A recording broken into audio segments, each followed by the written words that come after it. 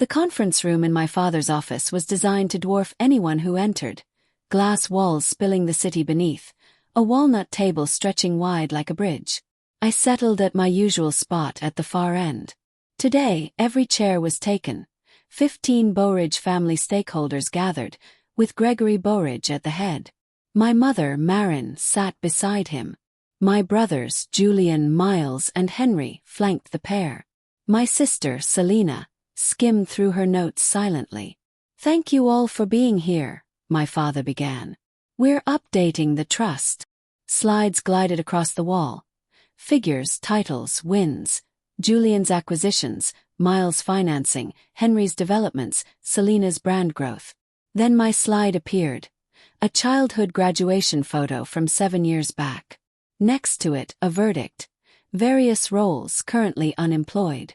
"Nadia," Gregory said, his voice tinged with practiced disappointment. "We need to talk about your standing." I nodded, listening. Marin opened a leather folio. "The trust is meant to support active contributors. We're introducing new standards. This is a business legacy, not a charity," Uncle Everett added. The criteria appeared.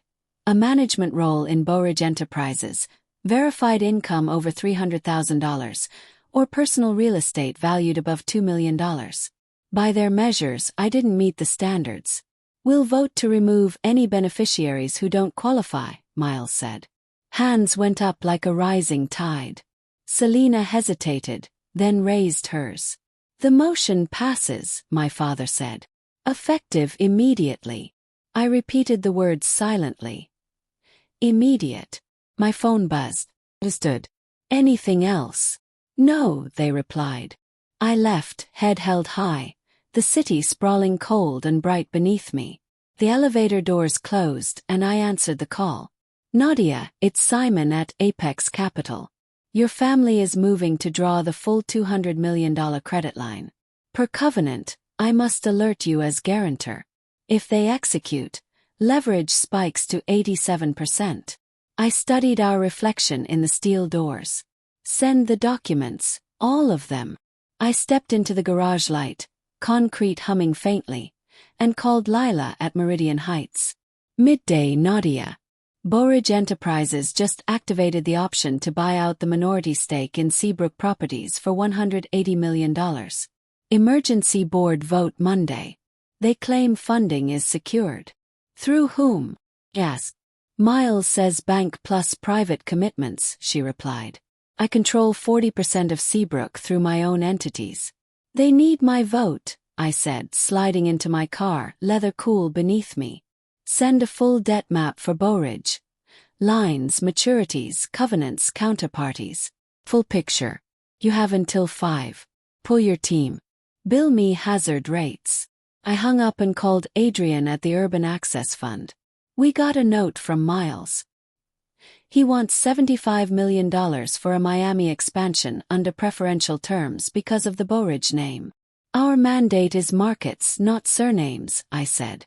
"Decline. Insufficient collateral and excessive leverage risk. Keep me out of it." "Understood," Adrian replied. At my home desk, 3 screens glowed, streaming an endless river of numbers.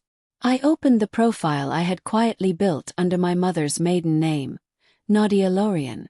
9 years of careful work had grown into a lattice. Guarantor of Bowridge's $200 million line, 40% of Seabrook, 30% of Bowridge Materials, vendor convertibles, stakes in 12 suppliers, senior notes I could move through aligned funds. I had begun with the $2 million my grandmother left me, never spoken of.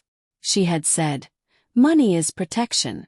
Treat it like a door that opens only when you choose." Emails arrived in precise succession. Simon acknowledging the freeze review, Meridian Heights scheduling Monday's board, Urban Access issuing a rejection, 2 vendors tightening terms. At 5 p.m., Bowridge's counsel filed the amendment removing me. At 5:03, my father's number flashed repeatedly. I let it ring and drafted instructions for Monday. By 6 p.m. the phones were buzzing. "They're freezing the draw," my father said. "I'll review with the bank. Monday you act as guarantor and as Seabrook's largest outside stakeholder." Nadia, don't do this to the company. I'm addressing leverage hidden behind my name, I replied. What do you want? A reset, business apart from family. I sent counsel a term sheet. Amend the credit line with risk triggers and my veto. Convert vendor stakes to voting rights. Formalize my Seabrook board seat. Independent review for expansions above $50 million. Quarterly transparency to beneficiaries. Selena called. I'm sorry. No. Dinner Sunday. At 7 o'clock, Marin arrived. She looked over my screens. This is what you've built, she said. With what grandmother left. She told you to keep your door locked until you chose to open it. Marin nodded. I was wrong. Now help fix tomorrow. At 7:43, I told Apex Capital. Hold the draw until Monday's amendments. Meridian Heights recorded my vote, blocking the buyout until covenants were met. Urban Access filed the rejection. Markets shivered. On the balcony, I watched tail lights thread the river. They had thought they'd removed a burden. I had only lifted my hand from the scale. Monday we'd restore balance, building on bedrock, not bravado.